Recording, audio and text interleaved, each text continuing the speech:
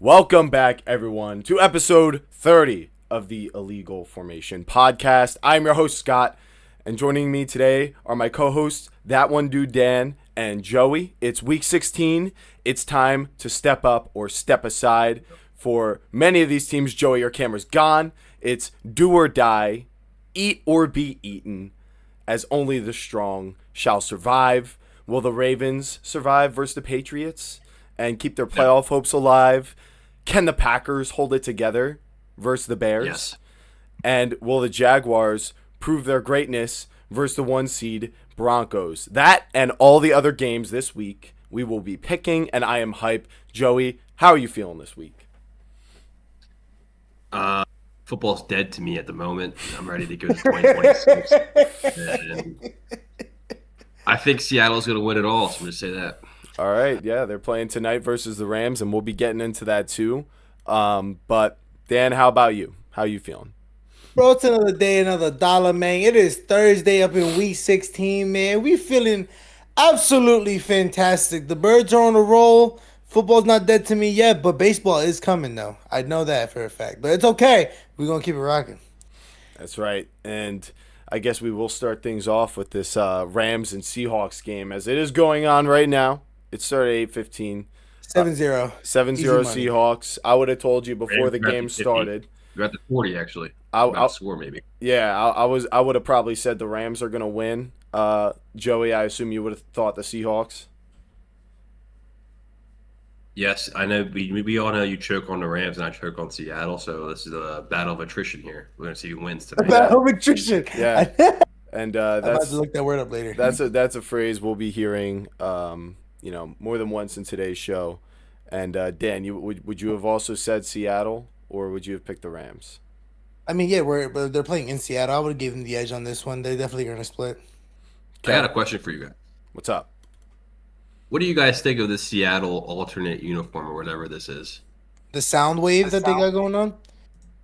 This new uniform they got? I kind of Yeah, think it's called like the sound wave or some ish like that, some crazy like that. But do I think it's drippy? Not really. I think it's a little. I don't either. I think they could have taken more time to think about it. I think they just kind of forced it. Just like I think I thought they forced it with the Rams one, just making it black. I was like, we're pushing it, chat. Like I thought the all yellows back in the day were low key fire. It looks like the Oregon Ducks.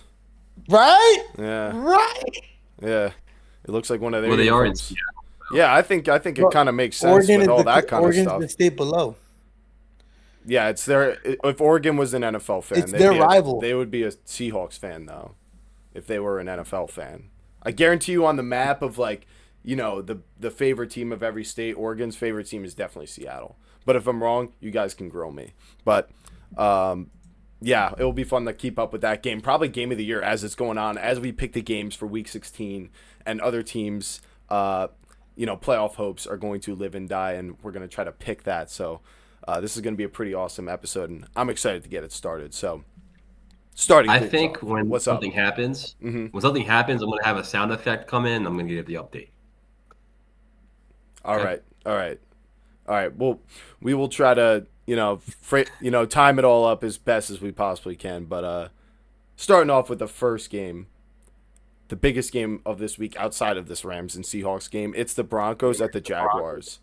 Getting a little feedback there. The Broncos and Jaguars, two AFC playoff teams. The Broncos are the 1 seed, and the Jaguars are currently winning the AFC South at 10-4, and they hold the 3 seed. And in this game, there is a projected line of an over/under 47.5. Denver's favored by 3, so that's about a 27-24 projected score. And in this one, looking at the matchups for both offenses and defenses, Bo Nix and Sean Payton versus first-year defensive coordinator Anthony Campanelli and the Jags defense. Both have had their ups and downs, this season, but I expect both units to show up. And assuming that, I think the Broncos will find some answers in the second half as they have all year. Bo Nix has made a lot out of this collection of weapons. Harvey did fumble last week. That was a problem in college, and that's something that can happen against this Jaguars defense. Allowing turnovers to happen is not something the Broncos are doing that's helping them win. And the offensive line for the Broncos is very good. It should do well enough versus Trayvon Walker, who is going to play this week, and Josh Hines-Allen, who is questionable. So whether he's in or not, I think they'll be able to handle the Jags defensive front. On the other end, I think this is where the questions lie. Trevor Lawrence and Liam Cohen in their first year together versus Vance Joseph's Orange Rush. That's the name I've heard people call the Broncos defense this season.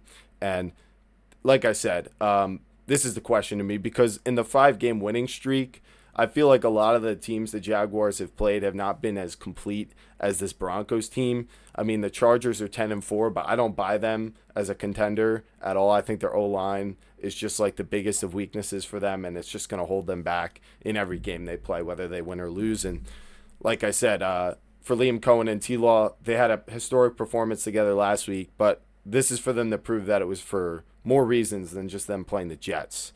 So scheme is going to be huge for them. I don't believe they have any like true matchup advantages through their weapons.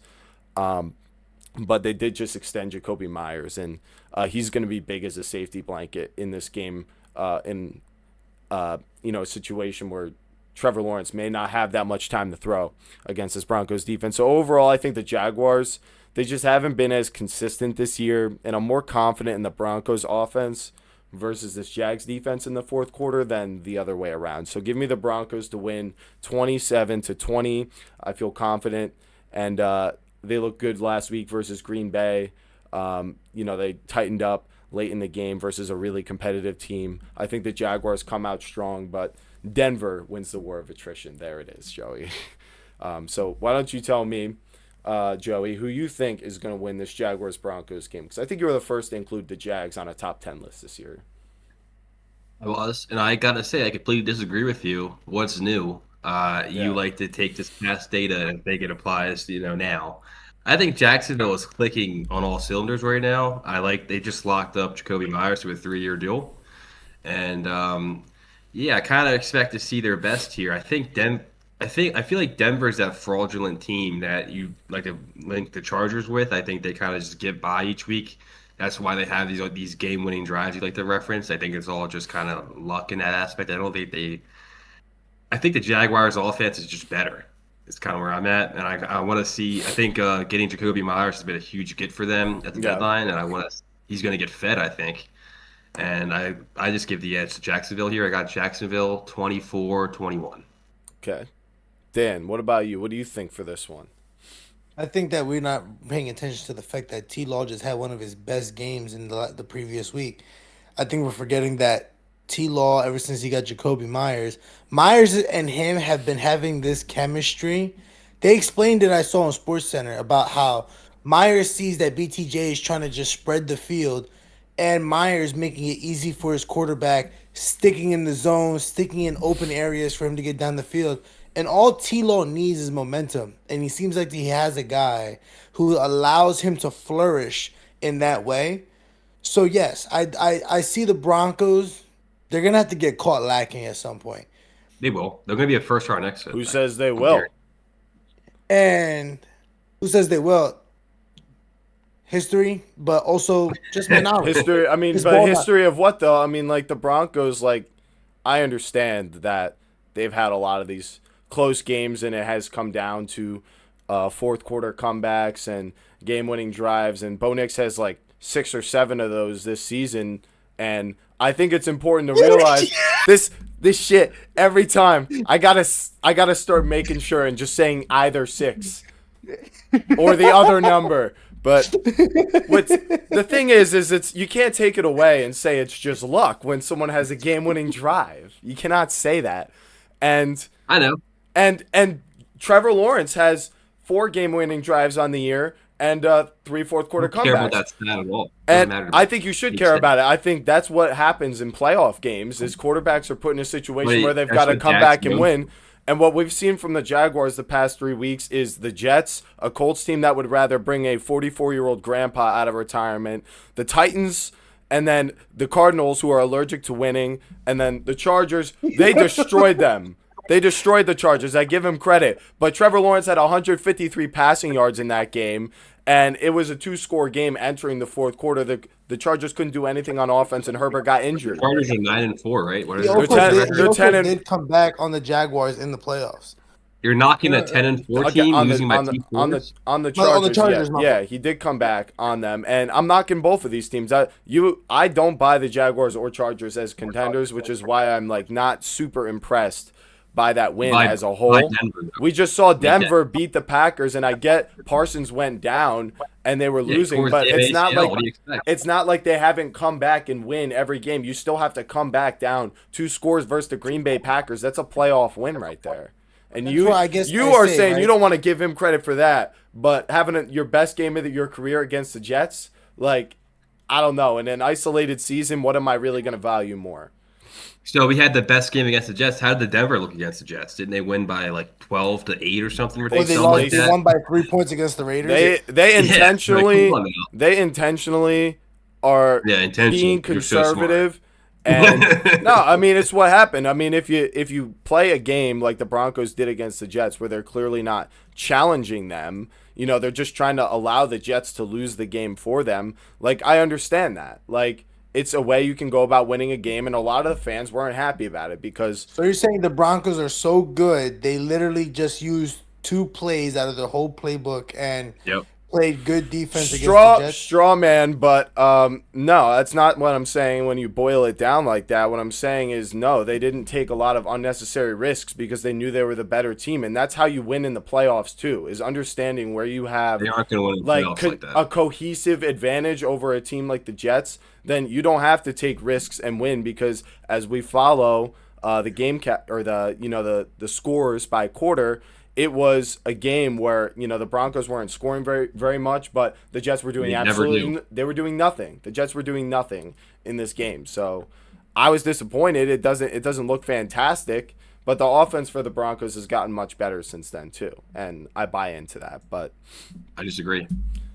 There's always something every week. As far as the Broncos go, right? As far as the Broncos go, I again feel as if when it comes to playoff time, we all say it all the time, there's more pressure involved and there's more inclination. I hope that's the right word. I'm using big words for the first time in a while, but there's more of an inclination that you're going to have to take more risk. And what worse time to start taking more risks than in the playoffs rather than in the regular season? I feel like the Broncos itself haven't really had risky games like that. Yeah, you said they came back, but at the same time for me, how they came back. For example, right, if the Eagles came back against the Giants, Scotty, we'd be sitting here talking about how they should be literally like the 10th overall pick, about how dog water they are. They came back against the Packers. How is that at all related to coming back versus the Giants?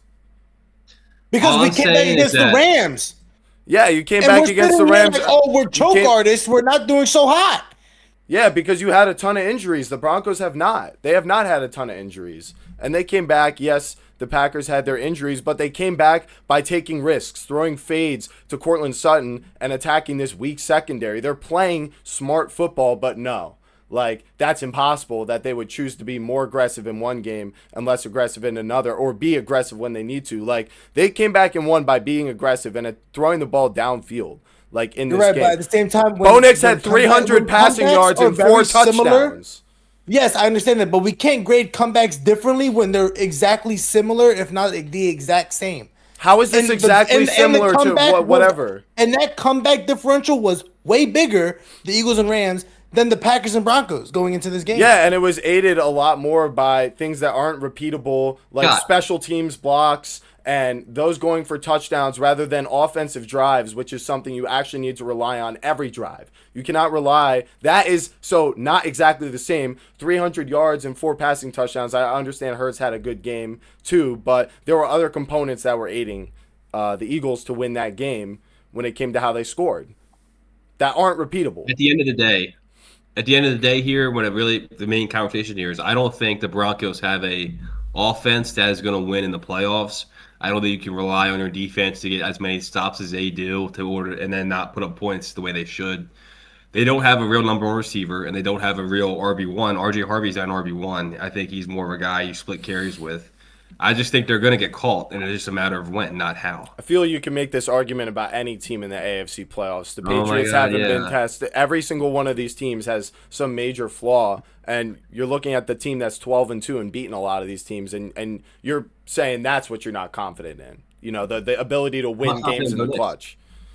Bo Nix is good. He's good. It's time to accept it. He is in the same tier as, you know, the young quarterbacks in his class that have been growing. He has succeeded just as much as the rest of them, except he got blown out in the first round of the playoffs. God, the situation's so much better. This only matters for certain players we talk about.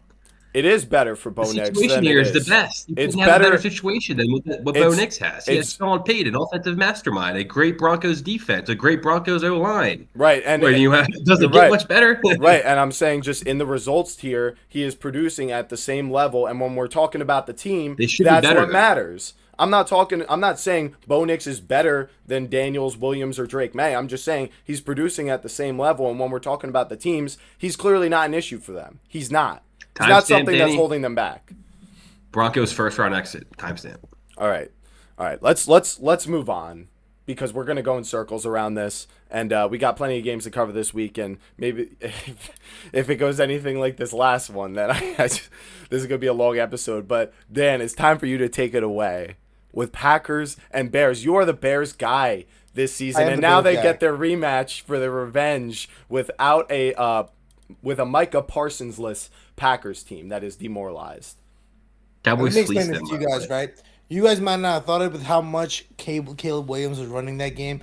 The Packers were only able to acquire 1 sack with that O-line, Micah Parsons, and a fully healthy defense.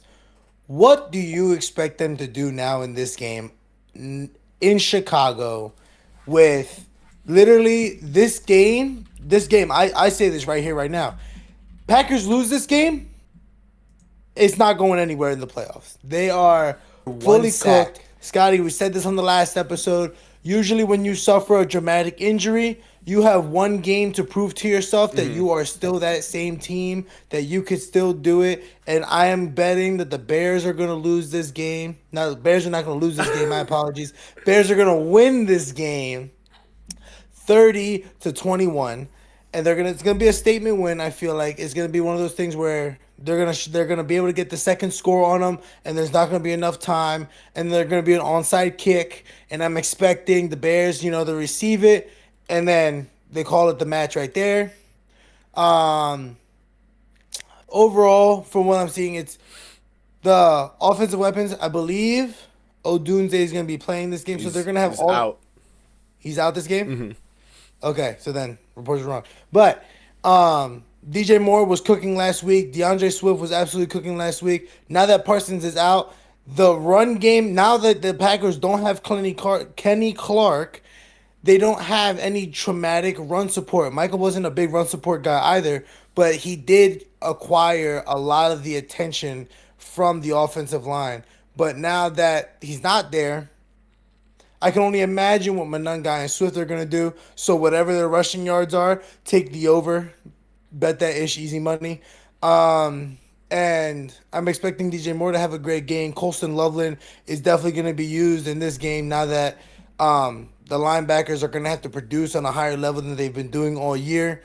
And this, in reality, for me, is a big game for if Jordan Love is going to really show up with the weapons that he has. You know what I mean? Watson, I believe, has the shoulder injury. He's questionable. He's questionable. So it's really so they're saying he's limited at practice today. He wasn't fully sure if he was going to be participating. If he's not there, it's going to be Golden and Reed and Romeo Dobbs. So Dobbs, I'm not really nervous of. Reed's been perfect. This is a Matthew Golden game. This is a Matthew Golden either standout or breakout. No, standout or sit down game where you're really going to see what is this first rounder really worth it? Is he really going to be something for you guys? It's going to be this game or never again, in my opinion. What else? What else did I have down here? One second. Oh, yeah. This is a game that while the Packers need to win to keep their mojo, the Bears are doing it to make a statement. And I think they're going to make a statement this game, again, with my score prediction. So, um, Williams has been up on the up and up with his QB rating from my notes. And a lot of the weapons down on the Bears have been performing absolutely well. And the Packers, listen, even though they had the losses, they were still in the fight against the Broncos. So there's nothing to really say here. But the Bears caught fire and was lighting up the Browns in their last matchup. So I believe they're going to take this mojo and they're going to ride it into this game. And your score prediction was 30-21, right? 21. Joey, who do you think will win between the Packers at the Bears? I think the Bears win the rematch. They have to. Do you want me to expand? Sure. Yes. Yeah, I mean, I agree with a lot of things Danny said. I think Micah Parsons not being there is going to have a huge impact. You referenced Denver coming back and beating Green Bay. It's ironic that happens when Micah Parsons isn't on the field. But that's not a huge swing in how their defense operates, as we know. But yeah, I mean, like they still have a solid. Focus. I tell you, the Cowboys did it, and you saw where. And it's like, why are we making him the main focus? It's like, I don't know. Making who the main focus? That I said it's almost like, for example, right, like what I've seen from the Cowboys and now with the Packers. They acquire Michael Parsons, and we're like, this is going to be the star that we use to be able to do everything for us. And basically, the moment he goes down, the moment he's not on the field, what's your identity? Who is your guy? I guess for Sean Gary, who's like a B plus maybe. He's not like a, It's like, where's the rotation? He's not like a playoff you know what game I'm saying? winner. Because, for example, the Texans defense, Petrie, Danielle Hunter, Will Anderson, what's it called? Stingley. It's like they stand different dudes of who the guy is. Hunter. Even the Broncos, you know what I'm saying? Nick Bonito. He's not elite, but he produces like it, I think. On the defense, it's just the Packers. I think, I think you're right that, they're really going to miss him. Oh, wait, Joey, did you score predict? He was in the movie explaining. I apologize. Oh yeah. Wait, sorry. Yeah, wait, Joey. Why don't you finish and then we'll. Huh? I wouldn't be surprised if Green Bay fell out of the playoff picture from this injury and just continued to lose out. They just seemed like they were shocked after the injury. Oh, you're lagging a little bit. He's glitching. Injury, kind of to get them ready to split here, and yeah, like Danny said, I like the rushing overs for Manungai and then Swift. I think Caleb will have more time to throw, and I got the Bears winning 31-27. I think Green Bay will put up. Glitching again. Green Bay will put up what? Green Bay will put up points, but they're not. I don't think they're going to pull out. Yeah. So you think for score it's like in the 20s? I said 31-27 Bears. 31-27 Bears. Okay. Yeah, I struggle with this one a lot. Holding the position I did on the Packers this whole season. Yep. It hinged on Micah Parsons. So everything changes now. And this Packers team, in my eyes, goes essentially back to what they were last year, minus some of the wide receiver injuries they were dealing with and stuff, which was still a really good team, in all fairness to them. I'm getting some echo feedback. But it looks like Watson might play, but if he doesn't, in terms of Golden, I feel like, he's been targeted and used downfield very, just a little bit here and there. And but he's converted on a lot of the opportunities that were there. I think it's just something we see happen to a lot of these Packers wide receivers. It's like, takes them like a long time to kind of find that role, like Jaden Reed did, and Dobbs kind of settling in. But we'll see with Matthew Golden. It's not something I feel confident projecting to happen in this game, and it makes me feel like the Packers are going to lose. And then I kind of have this other, part of me that says, well, you even mentioned it, Joey. The Packers are at risk of missing the playoffs. they're the 7 seed right now at 9-4-1, and they could very easily lose that spot to the Lions. The Buccaneers and the Panthers are both 7-7. So if they like completely lose out, there's risk of being kicked out by a 10-7 team if they win out, and it just they're going to be playing every game for the rest of the season as if it's a playoff game because of that. And Scott, to your point about Matthew Golden, I just looked it up right now and I see it. The last Chicago matchup that they had, he had 1 attempt for no receptions and 0 yards.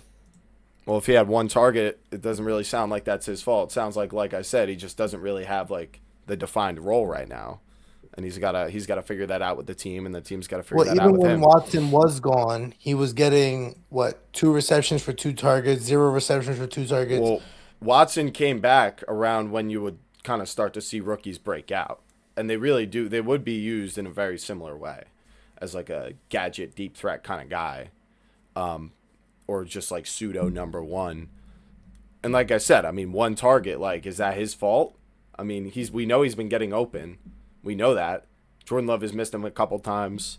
But hey, as in terms of the Packers as a whole, their offensive operation with him, am I going to bet that Jordan Love all of a sudden is starting to find him? Matt LaFleur schemed him up for this? No, I'm not going to project that. But I'm just saying, that's kind of why I see this happening. But what I wanted to mention was that something I literally said about the Broncos, them kind of intentionally not taking as many risks. I think that was something they kind of had the opportunity to do with Micah. And I do think we will see a different level of urgency from this Packers team because they were so shocked. And the instant reaction when you're 9-4-1 is not going to be to give up and just roll over and die. Like we said, you gotta prove this game who you are without Micah. And I do think we're going to see a really, really good performance from the Packers, despite not having Micah. And I do think it's going to come from the offense because this Bears defense hasn't really been one to slow people down. It's been the turnovers. Love had a good game last time. Jacobs had a pretty solid day too. Everyone's still there pretty much. Watson might even play. So I'm not worried about the offense. The defense, yeah, it's going to be all about that in terms of if the Bears win this game or not. I originally had the Packers 27-26, and I've thought 3 different times while explaining this about switching it. Yeah. I'm going to stick with it. Just because I feel like my theory of the urgency and stuff, I do feel just as traumatic and bad as the loss of Mike is, we're going to see an equally, drastic level of response from the team. I'm going to bet that it's going to be enough for them to get the win here. But I'm not confident. It could really go either way. But before we get to the next topic, I would like to say score update 6-7. Rams 6, Seahawks 7. They just scored another field goal, and Matthew Stafford just missed a deep shot over to Colby Parkinson, and low-key kind of whiffed him. I'm not even gonna lie to you, it was pretty tragic. Isn't it crazy? He's got 37 touchdown passes this year, and no one else had 5, and he's tied for the league low in interceptions for starting QBs. Yeah, I don't respect the hate on Stafford. Why are we hating on him? I'm not hating on him. I'm just saying the Rams have 6. And the Seahawks. You both know damn well you both want the Seahawks to win this game, and you're gonna hate on the Rams. Win, but I would never. But I have Matthew Stafford as my fantasy quarterback for a reason because I believe in him. Are you starting him versus Seahawks? Yes, I am too. Yeah. I wanted to see if anyone else was wondering that, but yeah, we should move on. Up next is Joey's game of the 49ers at the Colts on Monday Night Football. Joey, take it away. 49ers Colts. It has been confirmed that Phillip Rivers is getting his second start this game. I think when we look at the first game, everyone kind of noticed he had no zip to his ball, but he was accurate. It looked like a dad of 11 throwing backyard football. Yeah, it looked like a beer league game for me. Just watching it. But I just think, hold on. This game, everything about the Niners and like everything about the Colts just doesn't seem to. I just seem to be really worried about where they're going. I kind of think they're gonna have a hard time. I mean, then again, Philip Rivers came in and made his debut after 5 years against the Seattle Seahawks defense. I couldn't think of a much worse matchup. Yeah. And I defense is decent. I mean, I wouldn't say they're as good. They're not nearly as good as Seattle, but they're not bad. So I think he should be able to move the ball more. It's just a matter like he can't really. He's got no zip. I don't know how they're gonna get the ball to these receivers. How this is all gonna pan and work Like, out it together. sucks that he never was good at throwing a deep ball, and he really can't throw a deep ball. No, yeah, it's just Ben Roethlisberger. it's kind of horrible to watch, but it is fun because it's Rivers out there. Yeah. So I'm enjoying that. I just wonder what it's gonna be like when he takes his first like actual hit, like his actual like. He's still kind of big, but yeah, he's old. Yeah, this game's on Monday too, so it's a Monday night game. Yeah. I'll just get to it. I'm taking the Niners. I'm going San Fran 28, Colts 25. I think the Colts will compete. I think they're going to lean on the run games, what they have to do. So I think they'll be in it, and I think they cover. Their spread's 5.5. I think the Colts cover. Dan. I think the Niners are trying to make a statement game. It's one of those things where I think Purdy's going to try to really solidify his starting quarterback. I think McCaffrey and How is he going to Kittle solidify? He's already got paid. He's got the bag already. Why is he I gonna understand solidify? that, yeah, but at the same time, his team's been hurt. His team's been hurt, but it's like imagine being able to carry yourself with this momentum going into the playoffs. It's not talking about can he get paid? It's talking about is he a legit quarterback in this league? And for the longest time, people compared Purdy and Hurts as basically the same guy and doing all that stuff. But guess what? Like one guy beat Mahomes and the other guy didn't. But both guys had astounding defenses. And look where it led us, kind of thing. You know what I mean? So I think Purdy's here to try to make a name for himself to be like, yes, I don't give a damn how old or what team you are. I'm gonna try to go. So I give the Niners 28-14 is my score.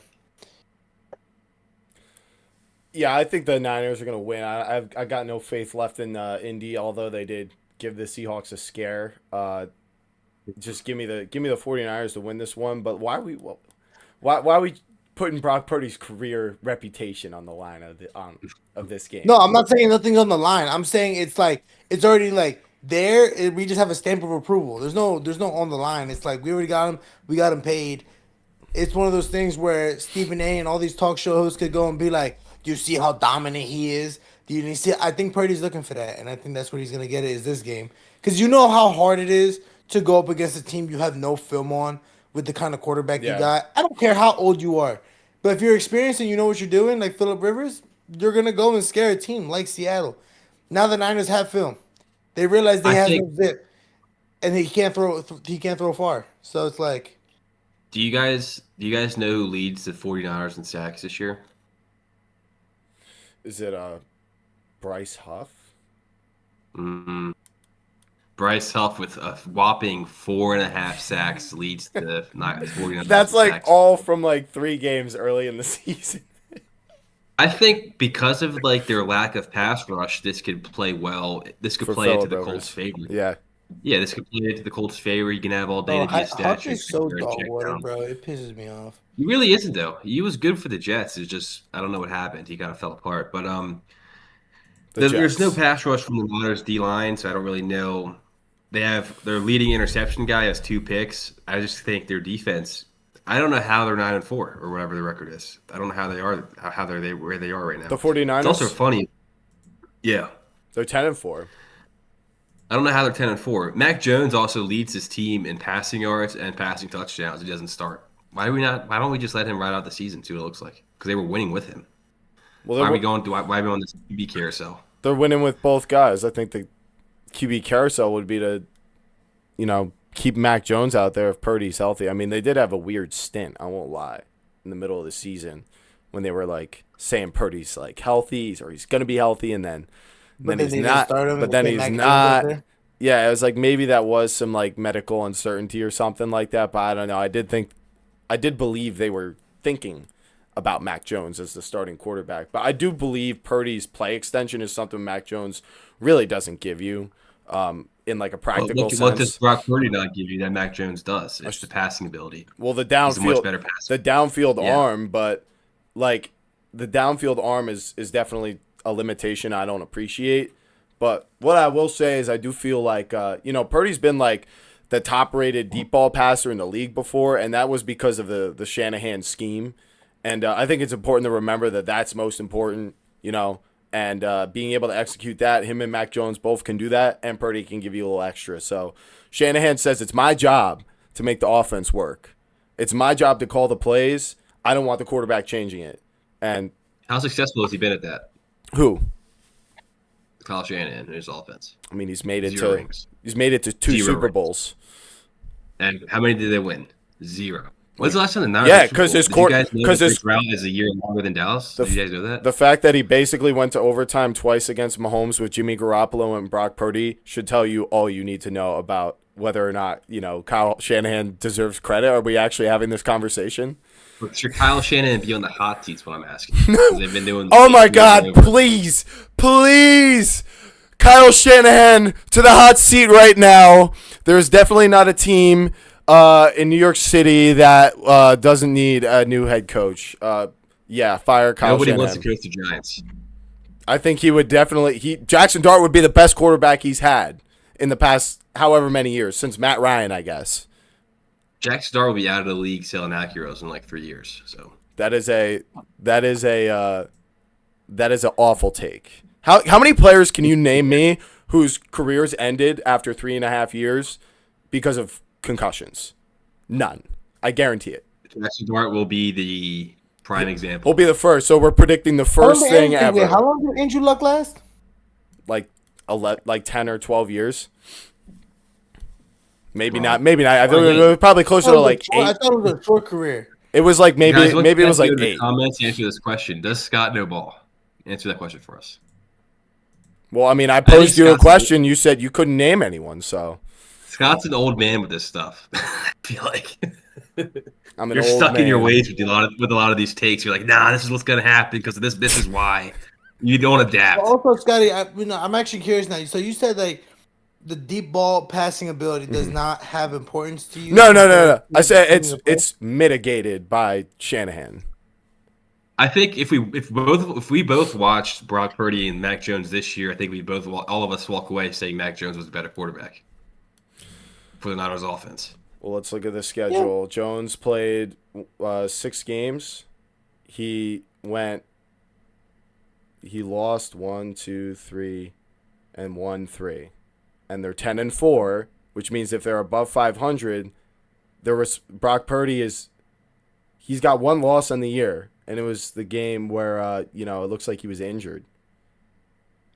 Purdy is undefeated on the season, pretty much. Mac Jones was also hurt. Oh no! Excuse me. Mac Jones had 2 wins early on in the season. I didn't see that. So Purdy came back for 1 week and lost, but other than that, he's undefeated.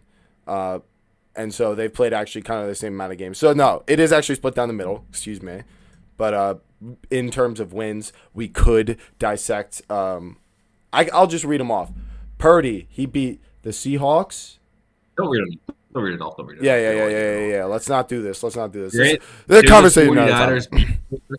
There's a 49ers beat reporter I follow, Grant Cohen. I don't know if you guys heard of him, but he's been banging the drum all year that they need Mac Jones to be their starting quarterback. If they want to win anything that matters, they need Mac Jones to do it. And I kind of agree with him. I'm on board with that. It's also a bit Mac of Jones has the pedigree. He has the pedigree. He's a first-round quarterback. He's got the talent, the raw ability, everything. He could be the best quarterback that you like to talk about Kyle Shanahan's had. He just hasn't had the same opportunity because of this contract thing. I mean, I think the biggest mistake the Niners made was giving the bag to Brock Purdy. If he never had that contract, he would never have been back starting. I don't think the biggest pedigree is whether you were drafted in the first round. Also, he was on Alabama, and we've seen Tua go in the first round coming out of Alabama. And Tua was great when we have quarterbacks who are 5'10", 5'11", like Drew Brees, and lead the NFL in history in passing yards. No, I'm saying what matters is that you have the mental. Why is Drew Brees being brought up? And I think, because Drew Brees is the encapsulation of that. He wasn't a first-round pick. Brady wasn't a first-round pick either, but they're the best processors of all time. And Purdy has been under Shanahan. Purdy was hand-selected by Shanahan. Oh yeah, he was hand selected as the with last pick of the with the NFL last draft. pick, but he Hand thought selected. he, Dude. he thought Yeah, he they thought it passed was on worth it. 7 times. Yeah, they didn't need Passed him. on 7 times. He was hand selected. Right, but the guy he did take was him, and he rode with him, and he just decided to start him. You're saying that because Mac Jones was a first round pick, that's why we should start him? What does that matter now? They've both been in the league for years. Are we not going to go off of what we've seen? Brock Purdy has taken them to a Super Bowl. Jimmy Garoppolo did too, but I have a question. All right, so my question is right. Mac Jones had the type of offense that he did so far with Bill Belichick, which I don't even remember the stars that he had on that team. If Mac Jones, when he first came out, would you rather have that Mac Jones play on the Niners team that went to the Super Bowl in 2023, or would you rather have had Brock Purdy going into it? And his noodle arm. Or even better, the 2022 season when they played the Eagles. In the NFC Championship? In the NFC Championship. I mean, I think I would have rather had Purdy each time because we've seen him in the playoffs make a lot of plays. Against the Chiefs, he was under a ton of pressure, and Mac Jones is a statue. And in the playoffs, that's always how the 49ers lose is their quarterback gets under pressure and they can't score. That's always how it fails. So having the guy who can extend the play is a valuable asset in the Shanahan offense, and Mac Jones can't do that. He's the same thing as Jimmy G. He's a distributor. And it's like Purdy can do that and then some. I don't care that he wasn't a first-round pick. Purdy can't do what Mac Jones can do. We've already been over this. Yeah, Brock Purdy's got the pedigree. He got the contract. Like I won't say that because I don't think that means anything. But people are saying it's one of the worst contracts handed out. I agree. I didn't want them to make that contract, especially at that price, but they've got him now. And I think it doesn't mean I think Mac Jones is better than him. How come you don't defend Jalen Hurts to the same extent? Because they're kind of similar quarterbacks.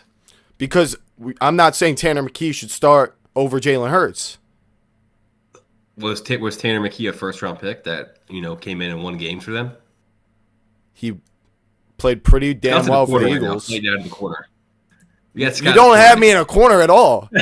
You are lost in a room without a flashlight in a dark room. No.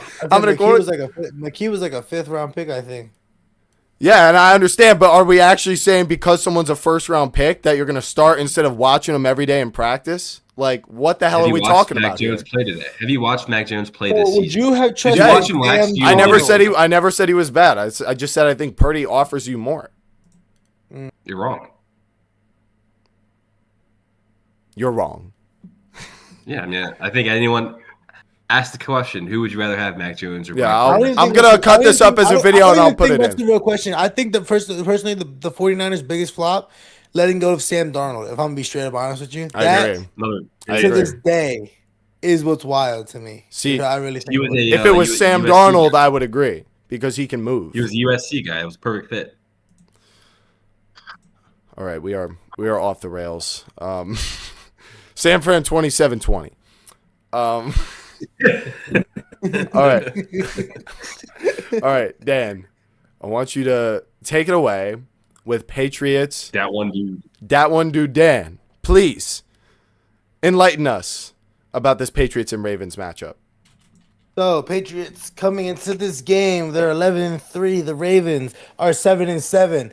One team came back on and took the L, and one team absolutely shut the other team out.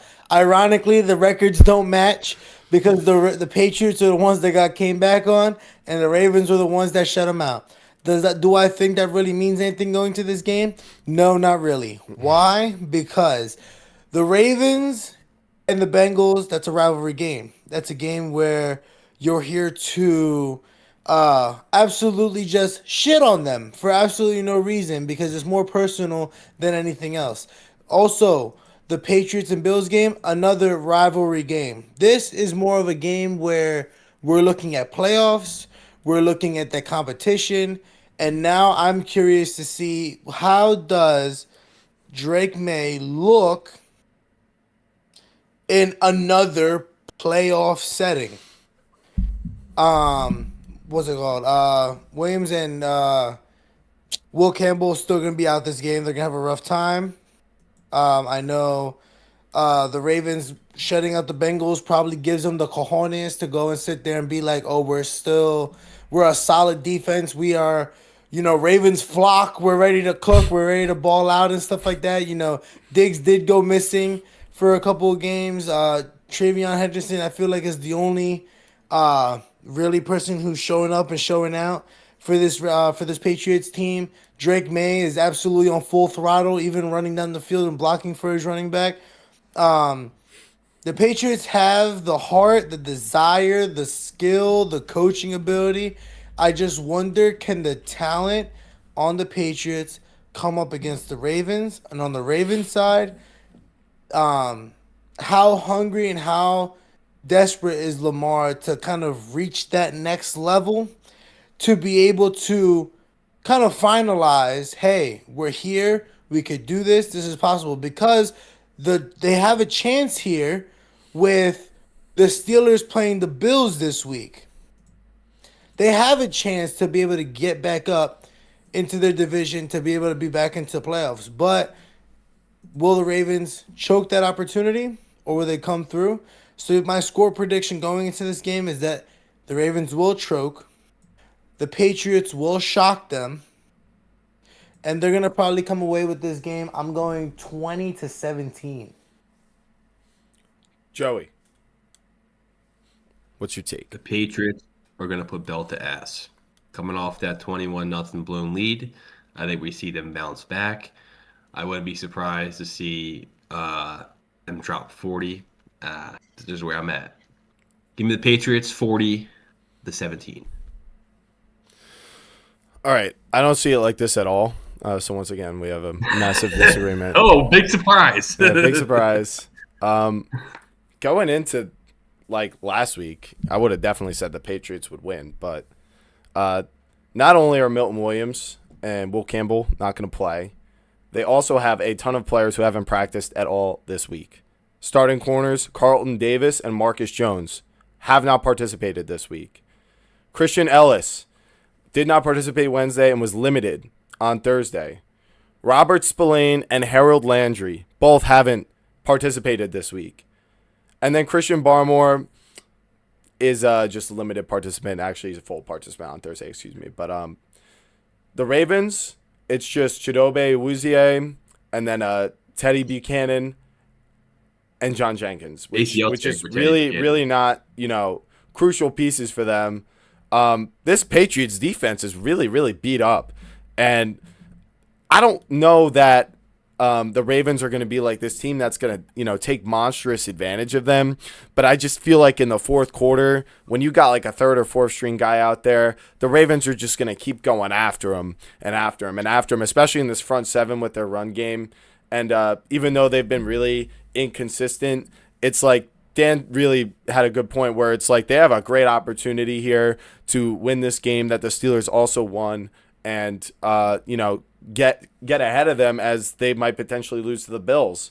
And I think they're just going to be far more desperate than the Patriots for that reason. They're also home.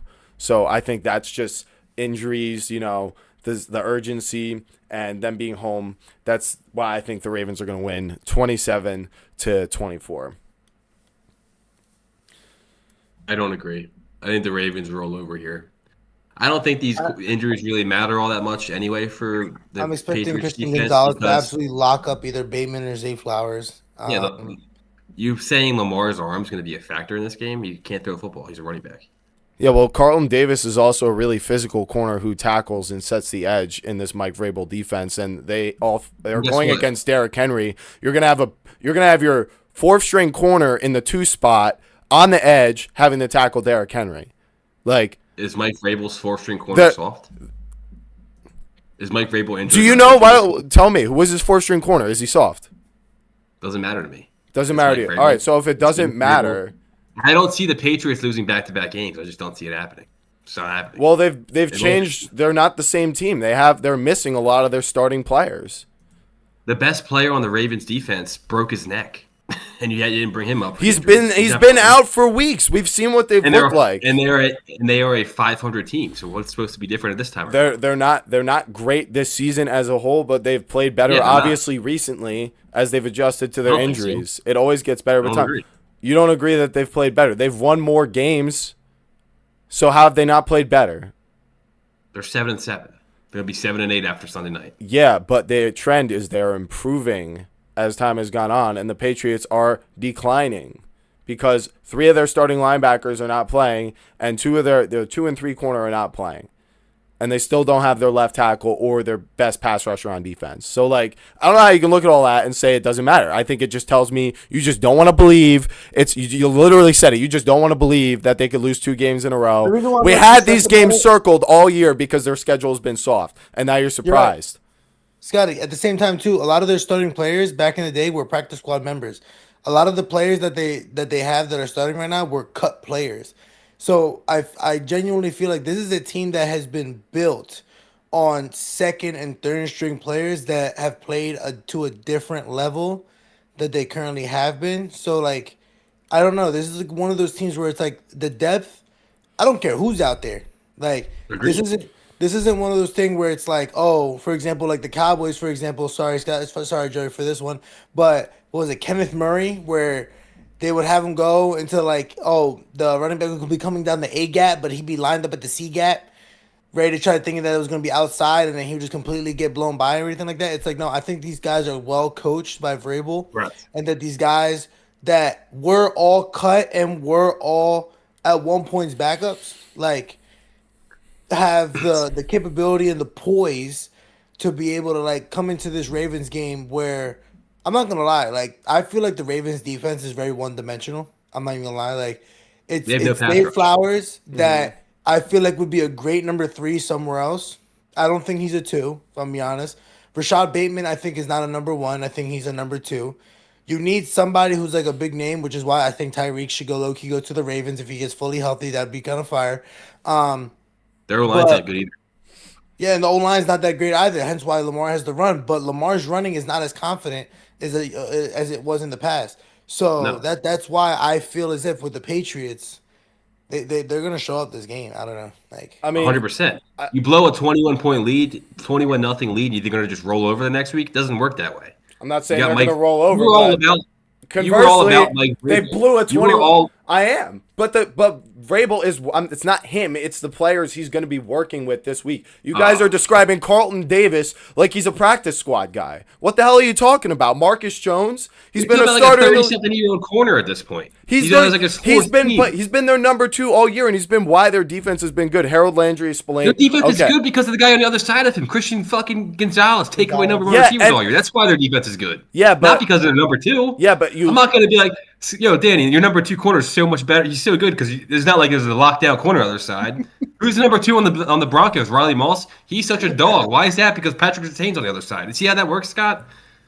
Carlton Davis has been a good player in this league for a long time. He's a great number 2, and having him next to Gonzalez and losing him is not a nothing fact. That is not. I'm not going to leave this and not have somebody say it matters when players get hurt. I mean, what are we talking about? Specifically, it doesn't matter because you're playing Lamar Jackson. You're not playing a pocket passer. I will give you that, Bateman is not a guy I expect to expose this and be horrible. But what I did say is these guys who are backups have to come in and tackle. And what the Ravens do is run the ball. So you guys are just saying, oh, a corner got hurt.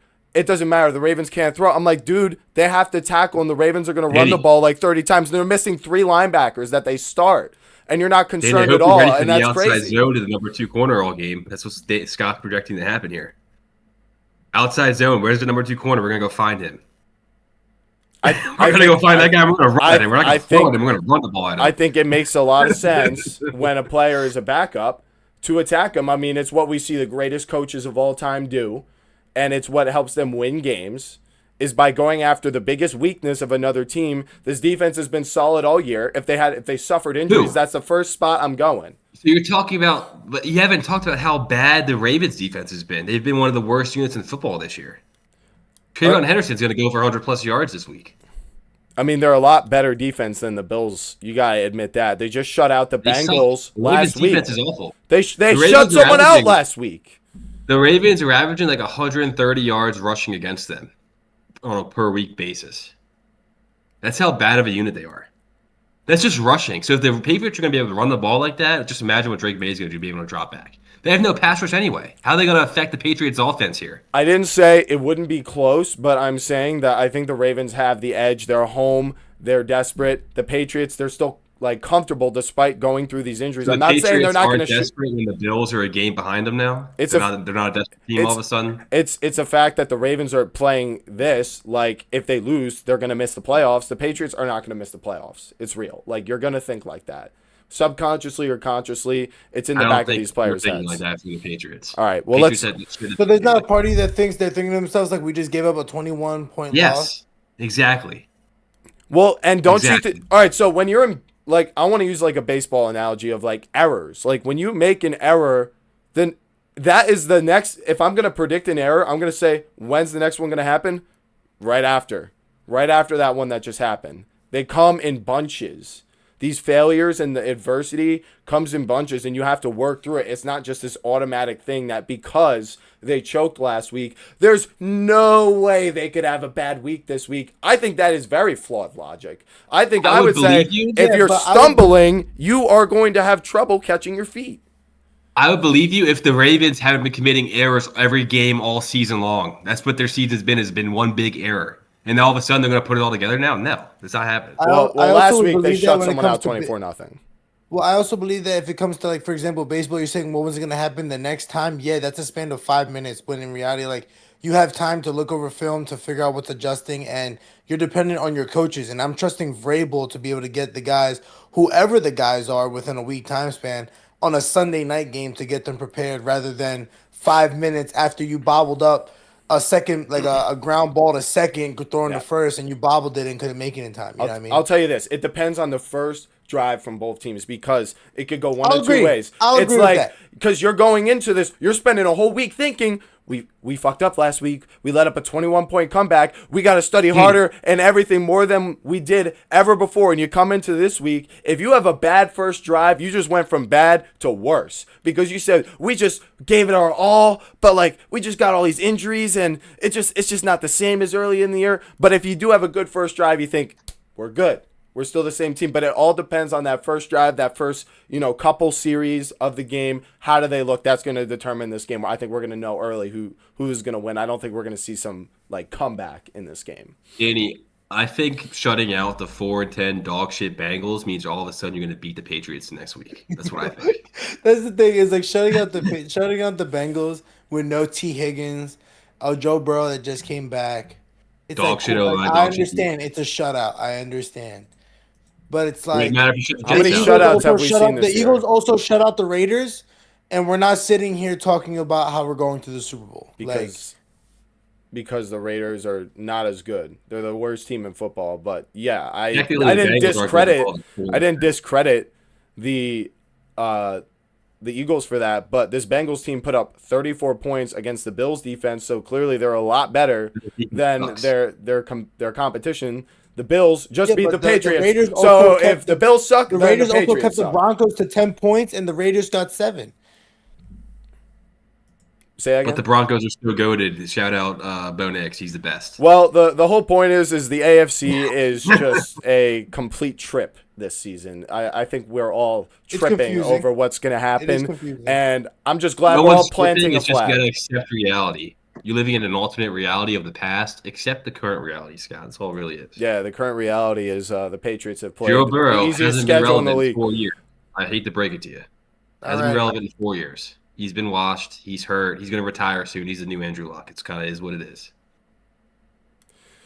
Joe Burrow did say that he's contemplated about going to a different team.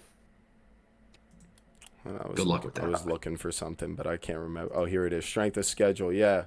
Easiest strength of schedules this year, the 49ers, the Patriots, and the Bills. Yes, yeah, exactly. The Bills play the same schedule that the Patriots do. So, yeah, I never said the Bills had a tough schedule. Actually, no, I read it. This is what they've played so far this season. I was looking at the wrong spot. Patriots, Bears, and Broncos. But the Broncos are so good. Yeah, they have fourth quarter comebacks and game-winning drives at the very least. They're not playing from ahead the whole time.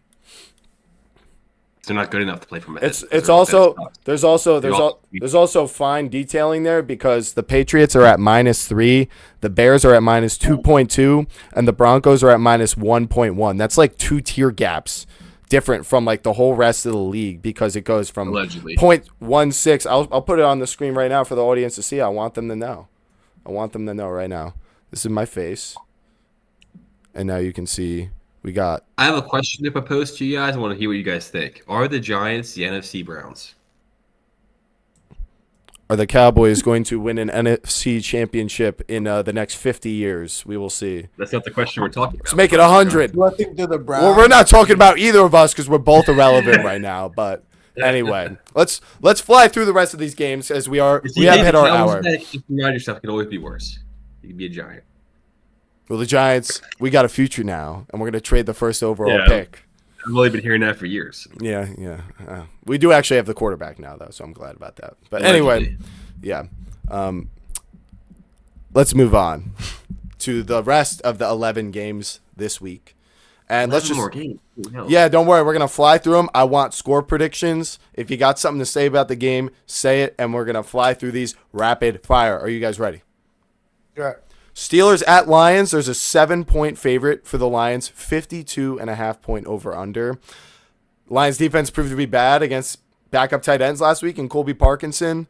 So I was a little worried, but I think the Lions are going to win 28-23. Dan, who do you think is going to win? For me, what I'm thinking, Lions come out and keep the ball rolling against the Steelers. I think Rodgers gets caught lacking. And I'm going actually 24-21, though. 24-21. So lower scoring, Joey? Yep. Steelers 27, Lions 24. Okay, I'm 100% for the backup tight end theory, and watch out for Darnell Washington. Up next, Chargers at Cowboys. Joey, your Cowboys are favored by 2.5, and there's a 49.5-point over under. I think you guys are going to win 23-21. What do you think is going to happen?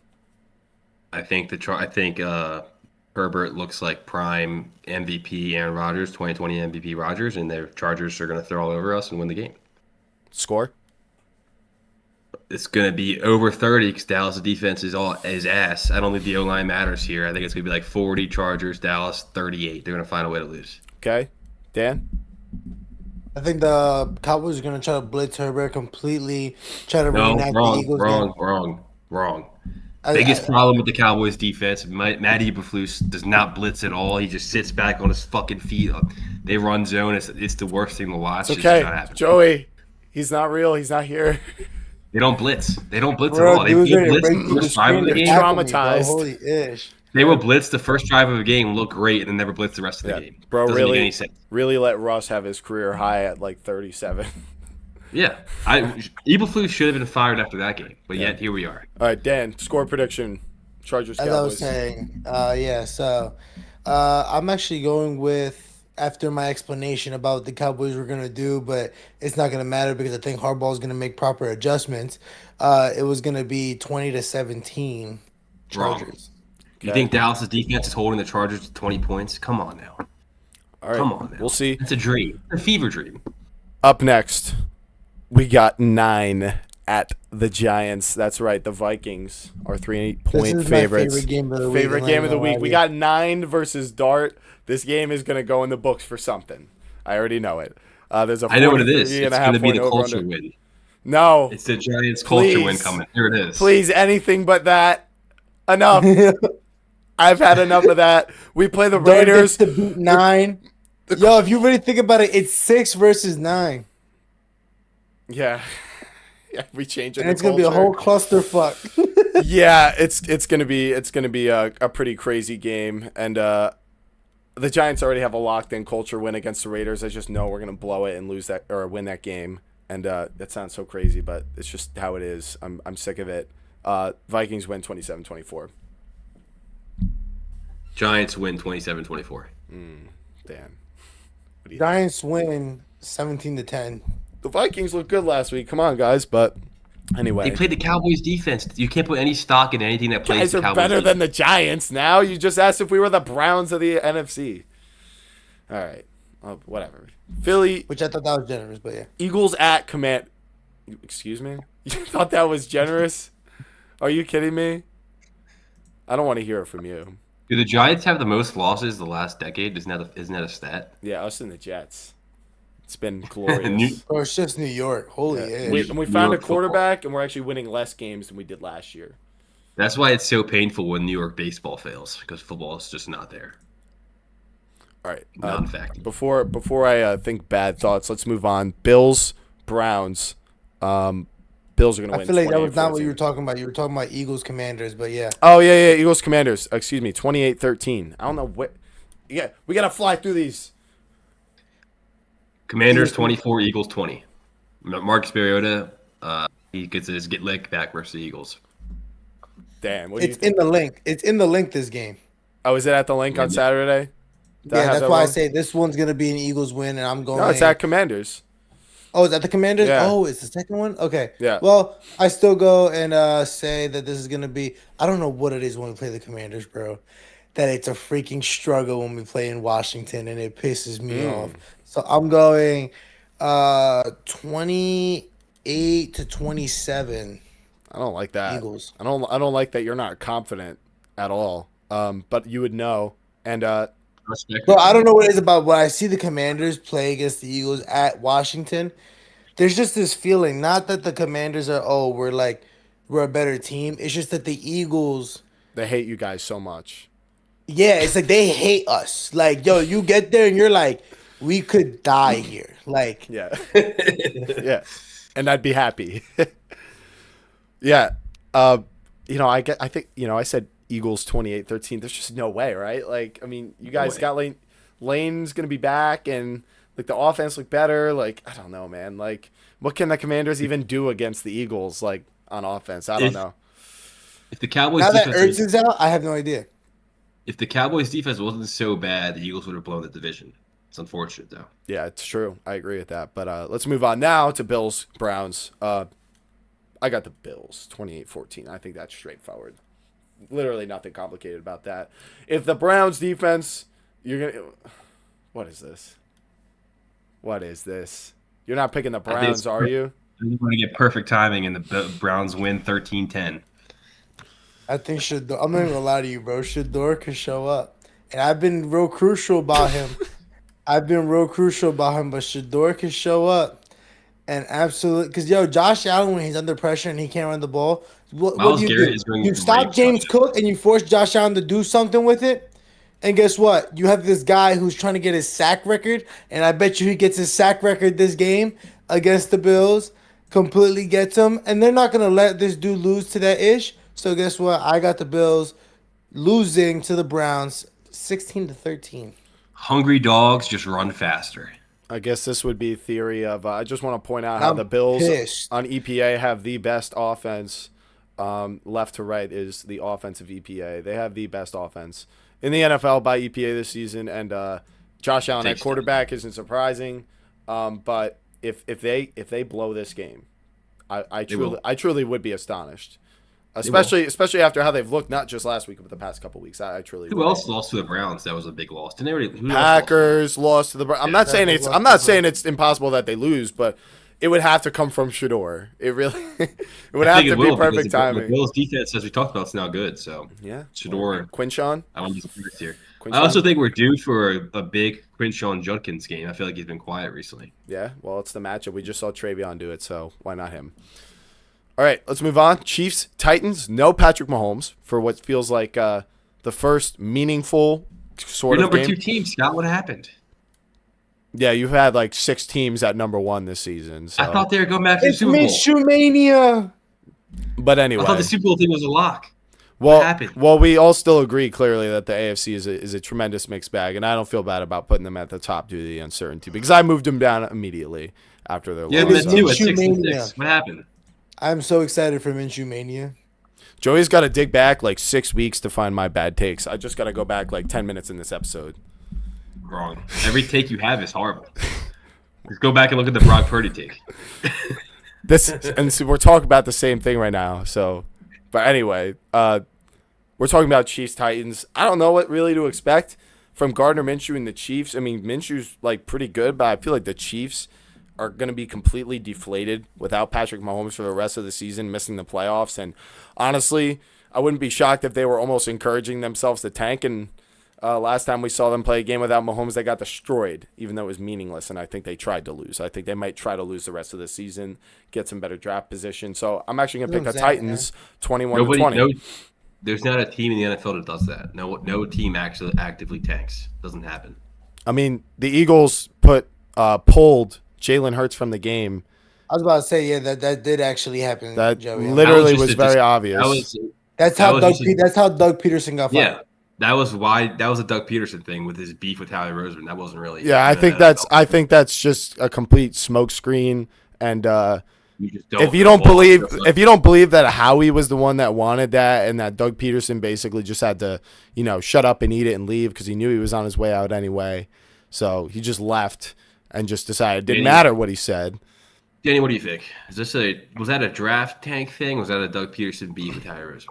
I think we know the answer. You think he wanted to see what Sam Sudfeld had, or Nate Sudfeld? Is that what he really wanted? Nate Sudfeld. Yep. He had a huge issue going on. It was an internal issue going on there. And outside of that one example, give me another one of a team actively tanking. You can't, because it doesn't happen. I bet their beef was Doug Peterson wanted to win. I thought it was the Panthers when they sat both Sam Darnold and Baker Mayfield, and they had the third guy, PJ Walker, go in. I mean, I'm sure every season there's been a team that has done something questionable for losing, like the Browns. I think it was last year or 2 years ago, where they threw a Hail Mary, and then they went for two or something. When they could have went to overtime. I'm pretty sure it was more drastic than that. I just did a poor job explaining it. But regardless, I'm not going to sit here and act like a business is not going to tank if that's what's best for them. I mean, that's what these teams are. That's why is Dak Prescott starting this week? Why are we going down this route? You guys are deciding not to tank. Do most middling teams try and win? Yeah, they said, for example, Jaden Daniels, he's not playing for the rest of the year. That's because he's been hurt twice. That's why. Right. No, I mean, I don't think they're tanking. I think they're just he's almost 30 years old. That's why. Not almost 30. But anyway. Chiefs, Titans, score predictions. I think culture win. Titans are going to come up, but not in the way that they want to. But especially, right, Mahomes making the weapons that he has work for Minshew to try to make that old head / speedster / speed racing offense work. I have no idea. It's gonna be interesting, but give me the Titans though. 20-10. Joey? Chiefs 34. Titans 20. We got 5 games left. Let's do rapid fire. Times 3. It did not feel the same way last time. The Bengals and Dolphins. Yeah, Bengals, Dolphins. Bengals at Dolphins, 30-26. Don't care, skip. Bengals 27, Dolphins 17. That's what I'm thinking. Some of us actually track our picks, and I need it on record. I think Quinn Ewers is going to have a dynamic start here. I think they're going to start for a reason. Tua got sat. Yep, he got benched. Bengals. Isn't that weird though? Because the Dolphins are on that win streak. Why is it happening now? Isn't that weird? No, they got smoked by the Steelers. Yeah, but they won 4 or 5 games straight. I think from 2-7 to 6-7. They can't get out of the Tua contract, but I think they know it's best to distance themselves from him. That's my opinion. That's what the Niners are doing 2 years from now with Brock Purdy. That horrible contract. Score prediction. Dolphins win. 2017. Jets, Saints. This one's actually kind of interesting. I'm going to take the Saints, though, 24-23. Jet up. 3-0. 3-0. Dan, what's your score prediction? Jet up 3-0. That's a good one. I got Jets 10-3. 10-3? Yeah. Okay. 10-3. Low scoring. I mean, they're going to run the ball. Bucks, Panthers. I got the Panthers in this one. 30-27. I was going to say the same thing, the Panthers. I don't know. They just win every other week, and I can't tell if the Bucks are good or bad right now. So, they're 1-5 in their last 6 games, the Bucks. So, leaning towards bad. And usually the Panthers have to come back the next week and beat a really good team, but I think this still works. Next, Falcons, Cardinals. Cardinals, I feel like they have to win at some point, but I don't know. Kirk's looking pretty good, so I'll take the Falcons 31-30. Yeah, Falcons are winning this because they don't have the first round pick. They're not tanking. Yeah. Yeah, the Falcons are full throttle, and I think Raheem Morris is just trying to save his job at this point. So It didn't happen, unfortunately. He's gonna be the I know Cowboys. it's kind of sad, but I'm going. DC in Dallas, Raheem Morris. Bring it, make it happen. I'm going 24-10 Falcons. Okay, and then finally, Raiders, Texans, easiest blowout in history, 30-14. If this doesn't happen, I'd be shocked.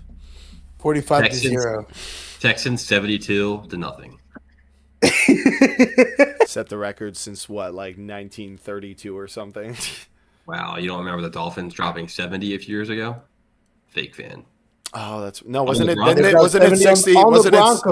Yeah. Wasn't it 69? No, they No, dropped it was 70. 70. They got it to 70. That's right. Yeah. Didn't you Guess say? who's quarterback? Didn't you It was say like a seven? college football game. Didn't you Guess say? who quarterback? Didn't that you game? say 72 though? Yeah, I predicted them to break the record. Yeah, so they wouldn't break. The record isn't. I'm saying the record all time is higher than that. I'm pretty sure it's like 90 something. This is type of information that doesn't really matter to us. We're just throwing shit out. I'm curious now. But yes, Joe, your whole point of who quarterbacked that game, Bo Nix, who absolutely No. who was the one that did the BTA, Mike McDaniel and Tua Tagovailoa with Devon A-Chain. A-Chain and Raheem Mostert both had like 3 touchdowns that game. 73-0. That's what it was. 1940 Bears against the Redskins. Okay, let me correct my score prediction. I'm going to go 74-0. There you go. 2 safeties. 2 safeties. They get it done to get the score record all time. All right. All right. We'll talk about how we. I just wrap wonder up. what you're like as the Raiders, bro. Like the Raiders O-line. Like, what do you think to yourself being like, we're about to play the Texans, guys? I You have a just chance. Like, what? I just can't get over how the Raiders had to have known how bad this O-line was, and they take a running back 6th overall. I just can't wrap I my guess head around that's one thing the for me, Giants right? took Barkley 100%. number 2 with a dog shit team. It made no sense. Yeah, but they've drafted O-line and O-linemen for like 2 or 3 years lost- in a row. They got Leatherwood. They got. Leatherwood was one of the biggest busts of all time. He was a good tremendous bust. I can't even lie. I think he was with Dallas for practice squad for a little bit. Not this year, but a couple years back. They lost Colton Miller before the season started. The Raiders. I'm not. Yeah, but- I'm not defending them, but If it's live and die by one guy, you have a really bad O-line. it's like the Giants. Though is what I'm saying. It's like, yeah, I kind of agree. It's just like, I think the Giants should ignore O-line and draft a number 2 receiver in this draft. depends on who That's it good is. team. That's really good team building. Said nobody ever. I mean, just depends on who's available and where. If you can get a good value in the second round and you have a good option in the first round for a wide receiver, I don't see why not. But it just depends. That's who's why the available. Giants have lost the most games in the last decade. Than any I other mean, team. the Giants have actually never drafted a number 2 wide receiver successfully, so that's just false. But So knowing that, you should continue to not draft one in the first. because we've won 5 games over the past 2 years, and clearly I'm that's been surprised you guys something haven't that's worked traded out for for us. anybody, like- When we lost Malik Neighbors and we were down to bringing up little Jordan Humphrey as our big balled playmaker, out. and He you're balled gonna out. say What happened? you're gonna say The Giants. The The Giants- Giants never signed to the active roster. Guess where he's at? Guess where he's at now? Denver. That's how bad right, the Giants. right. But the point is he's a 5 on Denver, and they don't even have an elite wide receiving core. And you think the Giants need no help?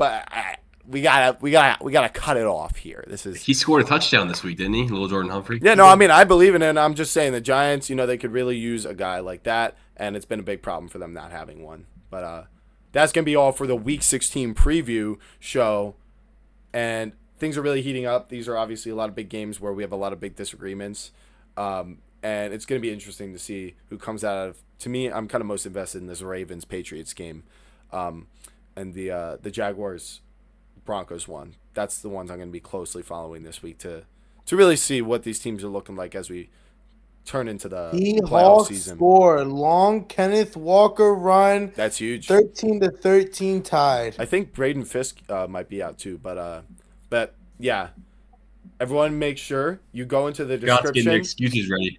and you. Well, I mean, Oh no, it's not just a Brady fact. Frisk. No, actually, shot. I'm just consistent. I said injuries mattered this whole episode, but anyway, but but now you admit it's an excuse. But yeah, guys, like and subscribe. Let's get into some debates and into the comment sections. I know you guys probably have some opinions on this wild AFC and this Seahawks Rams game. And make sure, like I said, to go into the description, find that one dude Dan and his channel, and go subscribe to him and drop a like on his stream and his videos. Drop a like and thumbs up on this one. Hit the notification bell so you know when we're live and when these videos get posted after, so you can find your favorite subject that you're looking for. And other than that, that's going to be all for this one. Dan, you want to take it away? Guys, appreciate you guys for showing up. Appreciate you guys for showing out. Joey, what's going on? The Giants suck. Alrighty. Guys, I'm going to catch you on the next one. Peace. Except the Cowboys.